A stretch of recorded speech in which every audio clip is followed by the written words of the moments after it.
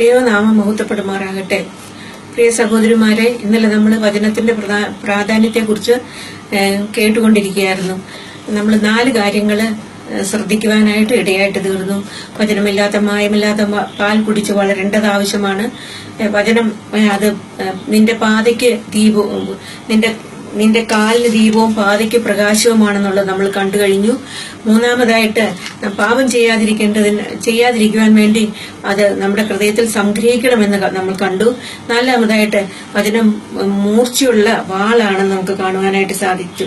ഈ മൂർച്ചയുള്ള വാളിനെ കുറിച്ച് നമ്മൾ ഓർക്കുമ്പോൾ കർത്താവ് മത്തായിയുടെ ലേഖനത്തിൽ മാത്യു ഗോസ്പലിൽ നമ്മൾ വ്യക്തമായിട്ട് കാണും, കർത്താവ് ഈ വാളുകൊണ്ടാണ് സാത്താനെ വെട്ടുവാനായിട്ട് ഇടയായിട്ട് തീർന്നത് എന്ന് മനസ്സിലാക്കുവാനായിട്ട് സാധിക്കും. അവനെ പരീക്ഷയിൽ കൂടി പരീക്ഷിപ്പിക്കാനായിട്ട് സാത്താൻ വന്നപ്പോഴെല്ലാം കർത്താവ് ഈ വാൾ ഉപയോഗിച്ച് സാത്താനെ വെട്ടി മുറിവേൽപ്പിച്ച് അവനെ ഓടിക്കുന്നതായിട്ട് നമുക്ക് മനസ്സിലാക്കുവാനായിട്ട് സാധിക്കും. കർത്താവിനെ സംബന്ധിച്ചിടത്തോളം ഇത് ഉപയോഗിക്കുവാനായിട്ട് നല്ല വശമായിരുന്നു.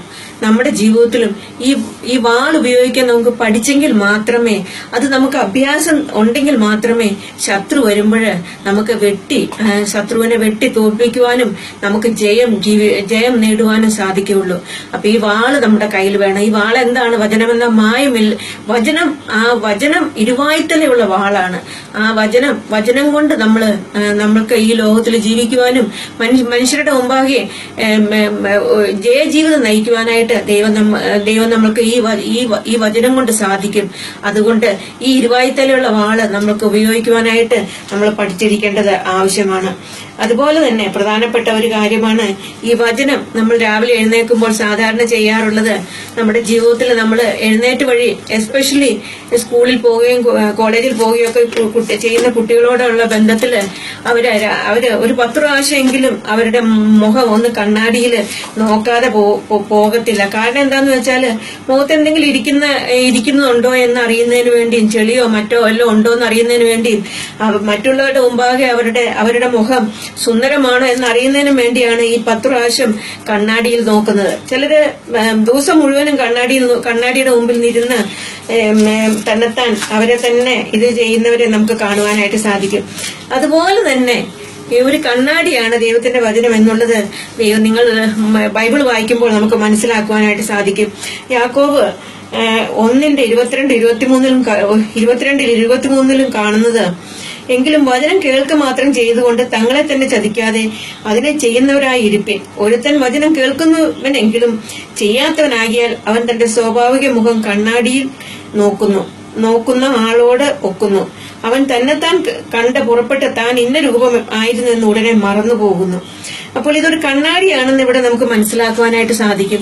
നമ്മുടെ ജീവിതത്തിലെ കുറവുകൾ കണ്ടെത്തുവാനായിട്ട് നമ്മൾ ആരാണെന്നുള്ളത്, നമ്മൾ മറ്റുള്ളവരുടെ മുമ്പിൽ എങ്ങനെയായിരിക്കുന്നു എന്നുള്ളതല്ല, ദൈവത്തിന്റെ മുമ്പാകെ നമ്മൾ ആരാണെന്ന് കാണിക്കുന്നത് ഈ കണ്ണാടിയുടെ മുമ്പാകെ ഇരുന്നാണ്.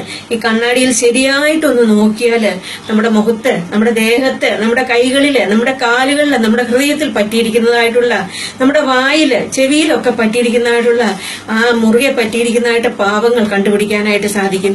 ഈ കണ്ണാടിയിൽ നമ്മൾ നോക്കാതെ ഇരുന്നാല് ഒരിക്കലും നമ്മുടെ ജീവിതത്തിൽ നമുക്ക് മനസ്സിലാക്കാനൊക്കെ സാധിക്കത്തില്ല. മറ്റുള്ളവർ പറഞ്ഞാൽ പോലും നമ്മൾക്കത് ഈർഷ്യയായിട്ട് തോന്നും.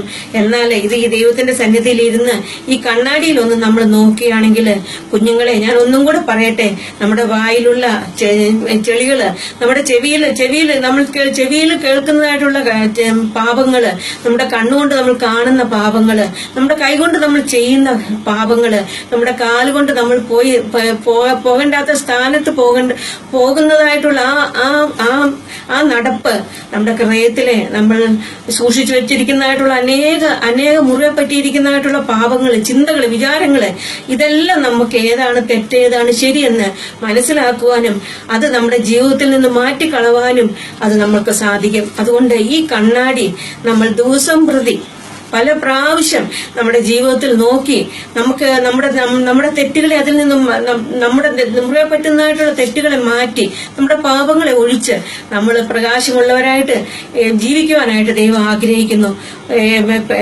പെണ്ണുങ്ങളെ സംബന്ധിച്ചിടത്തോളം കണ്ണാടി അവരുടെ ജീവിതത്തിൽ വളരെ വളരെ പ്രധാനപ്പെട്ടതാണ്. കണ്ണാടി ഒരു ഭവനത്തിലില്ലാത്ത സ്ത്രീകളുള്ള വീടുണ്ടാകുമെന്ന് തോന്നുന്നില്ല. അങ്ങനെ ഉണ്ടെങ്കിൽ അവരുടെ പേഴ്സുകളിലും മറ്റുമായിട്ട് അവർ കണ്ണാടി എപ്പോഴും കൊണ്ട് നടക്കുന്നവരാണ്. ഒന്ന് ഓർത്തു നോക്കിയേ, ഈ കണ്ണാടി ഒരു ദിവസമെങ്കിലും ഈ കണ്ണാടി, വേദപുസ്തകമാകുന്ന കണ്ണാടി ഒരു ദിവസം, ഈ വചനമാകുന്ന കണ്ണാടി ഒരു ദിവസം പോലും ഒരു പ്രാവശ്യമെങ്കിലും നോക്കാതെ നാം എത്രയോ ദിനങ്ങള് കഴിഞ്ഞു പോയിട്ടുണ്ട് എന്നുള്ളത് നമ്മളെ തന്നെ ഒന്ന് ചിന്തിക്കുമ്പോൾ നമുക്ക് മനസ്സിലാക്കുവാനായിട്ട് സാധിക്കും. പ്രിയ സഹോദരിമാരെ, നമുക്ക് ഒട്ടും സമയമില്ലായിരിക്കാം. എന്നാൽ ഈ കണ്ണാടിയിൽ നമ്മുടെ മുഖം ഒന്ന് നോക്കി, നമ്മുടെ ജീവിതത്തെ ഒന്ന് നോക്കിയിട്ട് ഈ കണ്ണാടിയിൽ മുറിയെ പറ്റിയിരിക്കുന്നതായിട്ടുള്ള എല്ലാം മാറ്റുവാനായിട്ട്, എല്ലാം മാറ്റി ജീവിപ്പാനായിട്ട്, കർത്താവിന് പ്രയോജനമുള്ളവരായിട്ട് ജീവിപ്പാനായിട്ട് കർത്താവായ യേശു ക്രിസ്തു നമ്മളെ സഹായിക്കട്ടെ. അവന്റെ വലിയ നാമം മഹത്വപ്പെടുമാറാകട്ടെ.